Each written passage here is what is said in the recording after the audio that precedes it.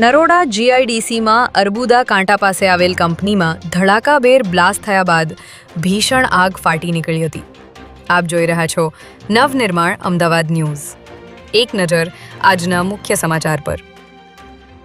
નરોડા જીઆઈડીસીમાં અર્બુદા કાંટા પાસે આવેલ MSN ઇન્ટરમીડિયેટ્સ પ્રાઇવેટ લિમિટેડ નામની કંપનીમાં ધડાકાભેર બ્લાસ્ટ થયા બાદ ભીષણ આગ ફાટી નીકળી હતી.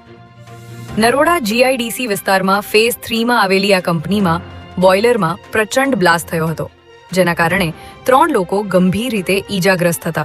તેમને તાત્કાલિક સારવાર અર્થે હોસ્પિટલ ખસેડવામાં આવ્યા હતા, જ્યાં એક કર્મચારીનું સારવાર દરમિયાન મોત નીપજ્યું હોવાનું જાણવા મળી રહ્યું છે.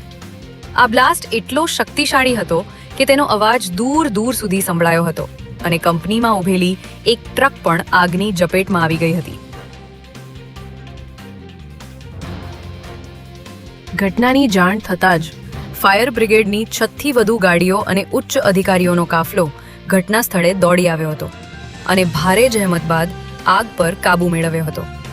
આ ઘટના અંગે પોલીસે જણાવ્યું હતું કે કંપની દ્વારા ક્યાં બેદરકારી દાખવવામાં આવી છે તે અંગેની તપાસ કરવામાં આવશે. આ કંપનીમાં આવેલી કેમિકલ ટેન્કમાં હાઇડ્રોજન ભરેલું હતું, જેમાં આગ લાગતા આ દુર્ઘટના સર્જાઈ હતી. ત્યારે હાલમાં પોલીસ, ફાયર બ્રિગેડ અને GPCB દ્વારા સમગ્ર મામલે તપાસ કરવામાં આવી રહી છે. આ ઘટનાની તપાસ કરવા માટે FSLની મદદ લેવામાં આવી રહી છે.